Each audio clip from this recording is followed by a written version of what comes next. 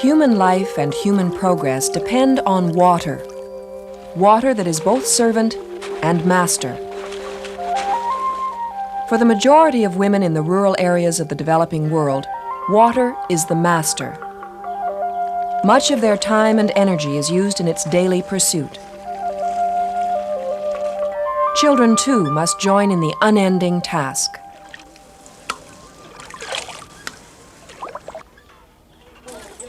The goal of the 80s is to bring a safe and adequate water supply and sanitary facilities to as many people as possible throughout the world.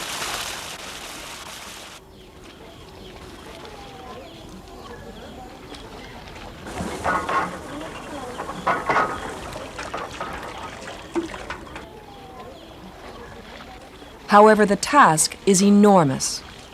For more than half of the people in the developing world do not have enough safe water, and the population continues to grow.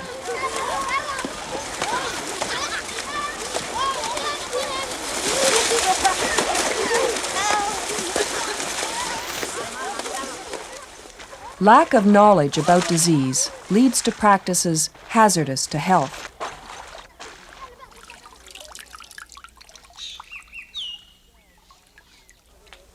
Wells lie unprotected and open to contamination.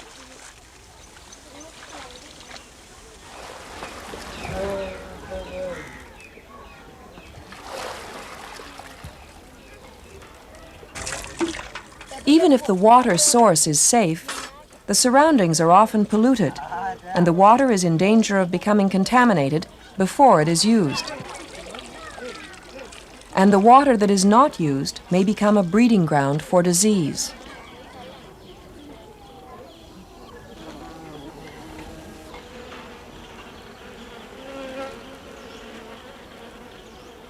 Few people are dirty by choice, but as long as they live in such environments, clean water alone will make little difference. The task of the 80s is even more difficult because about 3/4 of the people in the developing world do not have adequate sanitary facilities. With contamination from human and animal feces, household and industrial wastes, water, the sustainer of life, becomes an agent of death.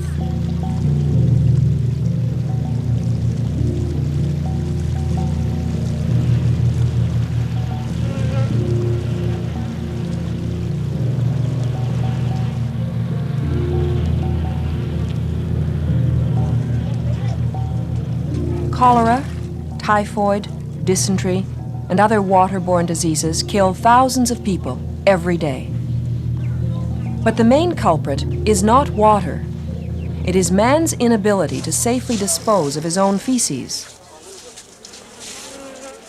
Whether the fecal contamination is transmitted through food, insects, or water, it often leads to the same thing: diarrhea, dehydration, and death.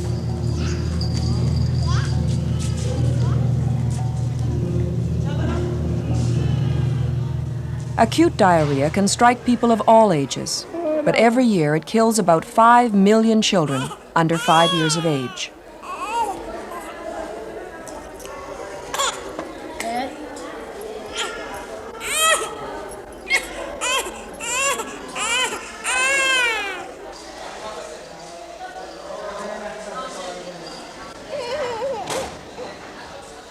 Repeated attacks of diarrhea will eventually lead to severe malnutrition, a condition which kills millions more.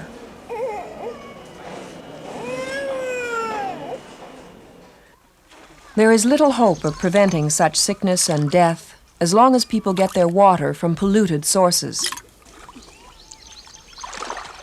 Although water can be made safe by boiling, most people do not have enough firewood to boil drinking water on a regular basis.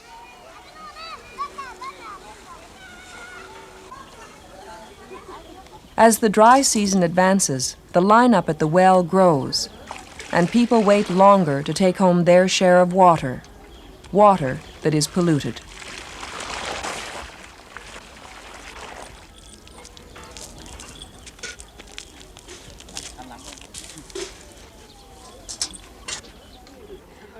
A family may have plenty of nutritious, well-cooked food, but no access to clean water.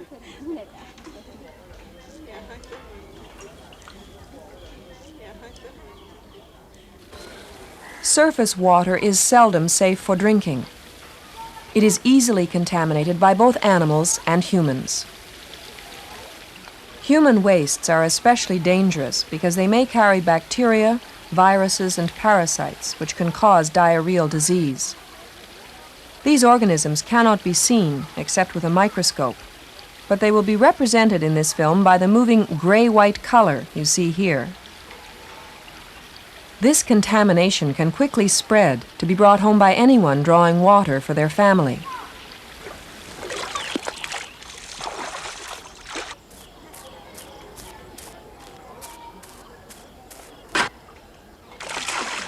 The family's water is used for more than cooking or washing. It is usually consumed directly, and it takes only a very small amount of such contamination to cause diarrheal disease.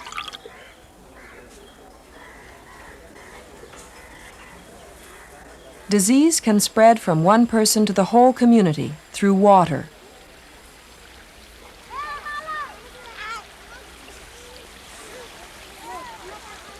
The same water is used over and over for different purposes, and the contamination increases.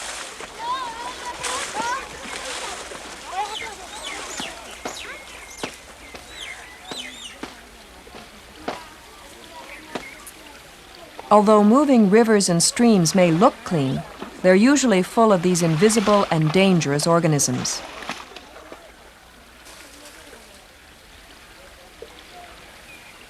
It is better to use water from wells.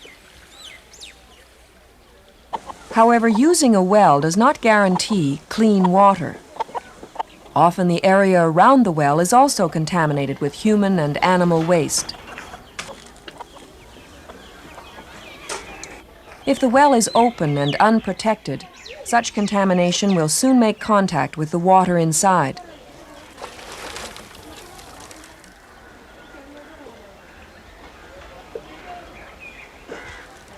There is no way to keep an open well clean.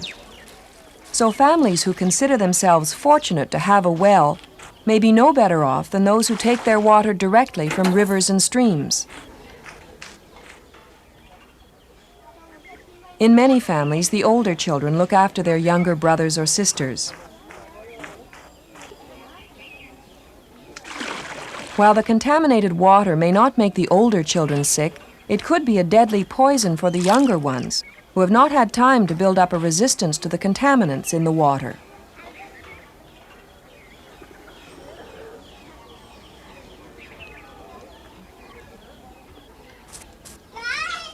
Contamination and disease are ever present in many homes. Lack of cleanliness in preparing and serving food, and the practice of allowing food to stand at room temperature for hours, increases the risk of diarrheal disease. And it is the weakest members of the family, the very old and the very young, who are the most common victims.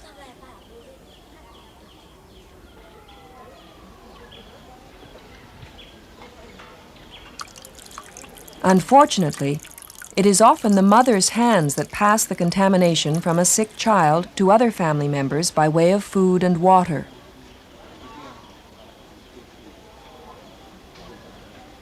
Contamination can easily spread through the household. For example, a mother in the middle of preparing a meal has to attend to a child with diarrhea.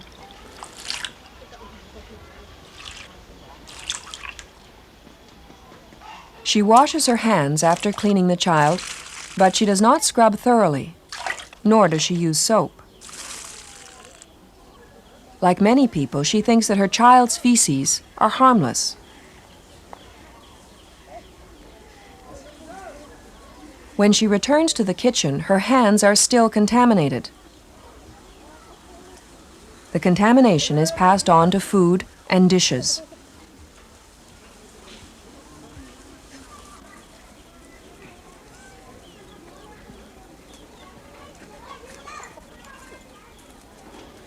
The The contamination is then passed on to other family members, and the whole family may soon be ill.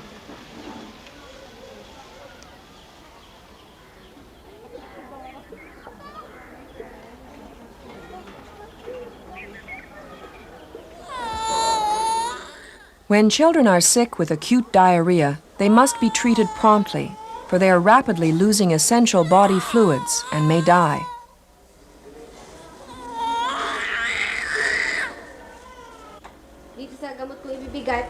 Mothers should be given thorough instruction on why children get diarrhea and on the proper way to give oral rehydration solution. Itong orisol na ito, hahatiin mo sa gitna, ibubuhos mo lahat ang laman. The solution is a mixture of water, glucose, and essential salts, which replaces missing body fluids and helps restore the appetite.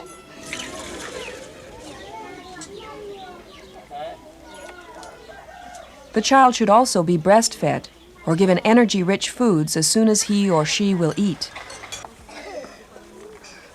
Oral rehydration and good food can save lives, but they will not prevent the child from getting sick again.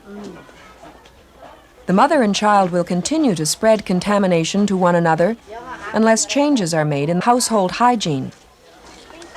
Diarrheal disease will remain with the family when poorly washed hands touch food directly,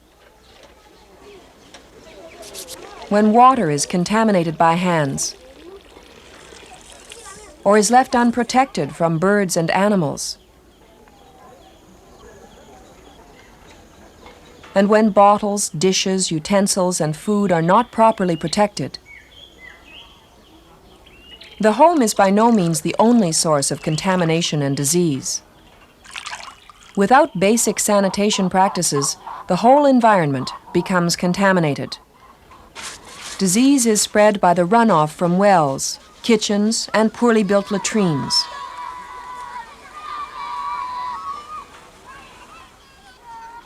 Some latrines are built too close to wells, resulting in contamination of drinking water. Or they may be built over rivers, which spreads pollution even further. Even if latrines are properly constructed, they may be poorly maintained and will become a source of disease. And soon people will stop using such latrines, with inevitable results for the next person who draws water. Many people believe that it is not really harmful to defecate in an open field or behind a bush, an understandable practice if latrines are poorly maintained. When a latrine is built on higher ground than a well and too close to it, contamination will reach the well through underground seepage or be washed into it by heavy rains.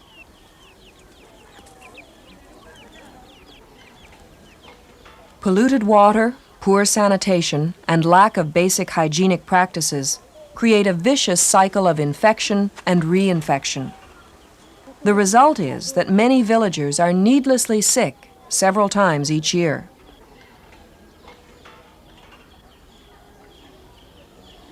And yet most of these problems can be eliminated by a few relatively inexpensive actions. To begin with, the area around the well should be kept clean. A concrete liner should be built down inside the well.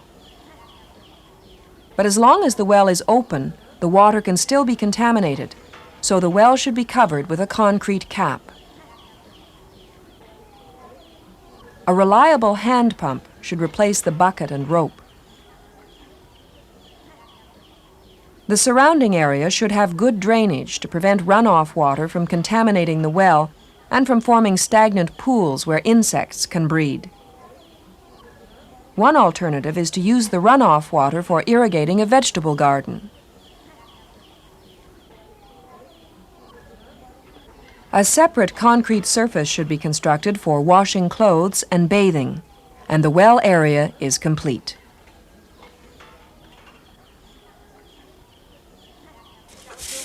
But even the cleanest drinking water will do little good in a dirty household where it can be easily contaminated. The yard around the house should be kept clean and waste properly disposed of.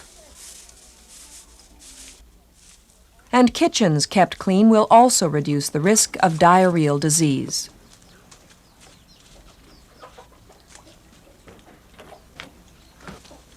Water should be placed out of reach of animals and young children. The containers should be covered to prevent contamination by birds or by objects that could fall in. Water for cooking and drinking should be kept separate from water stored for other uses.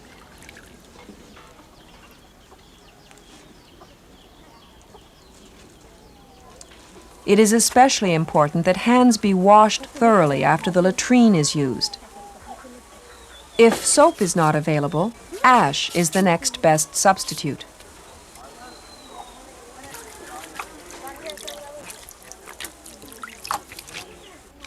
In fact, washing with soap or ash before handling food is essential for breaking the cycle of disease in the home.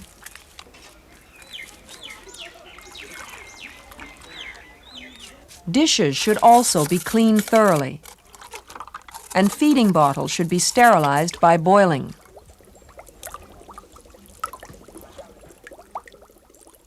But for the infant, breastfeeding is better protection against diarrheal disease, since mother's milk contains substances that prevent infection and is the best food.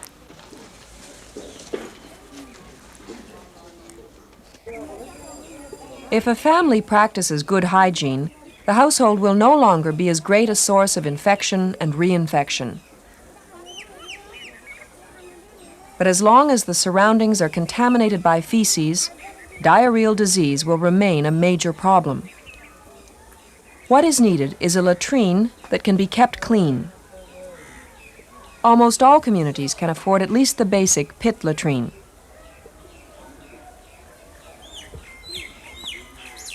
And it is important to remember that latrines should be located downhill and away from the well.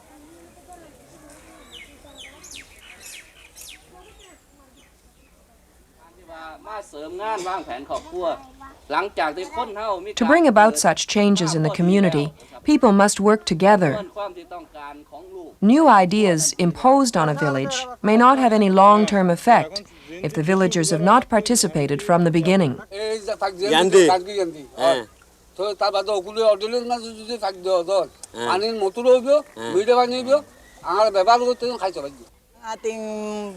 Village committees should take on the responsibility of selecting the site for the new technology and should provide labor and, if possible, materials. Pansamantala, ano po ang mabuti nating gawin para tayo magkaroon ng kahit na pump water system muna? By their involvement, the new water and sanitation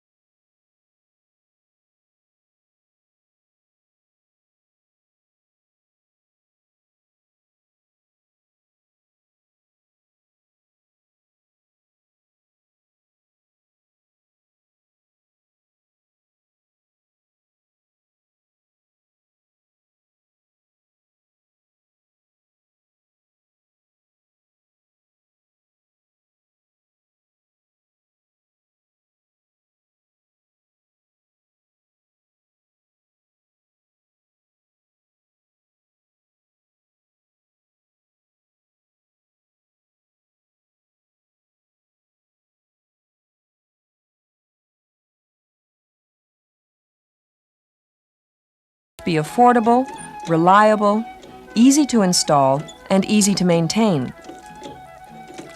Local people should be able to carry out most repairs. The availability of spare parts is an important factor, so there is a definite advantage to technology that can be manufactured locally.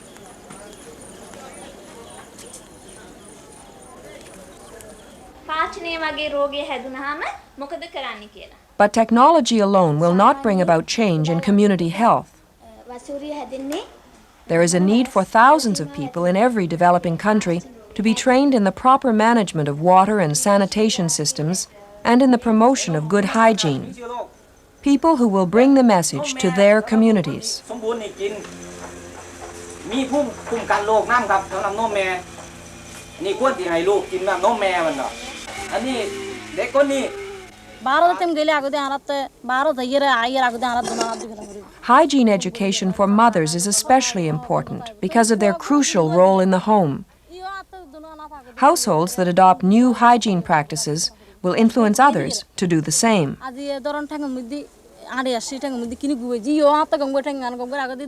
But health education should begin in the schools.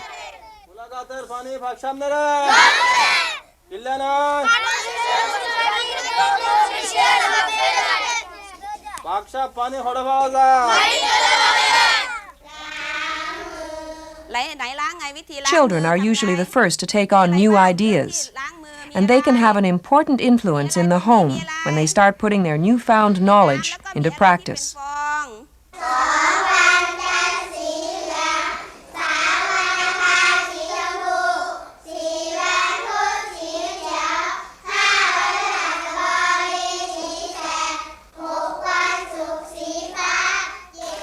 Millions of children die every year because they are born into surroundings full of dangerous organisms that cause diarrheal disease.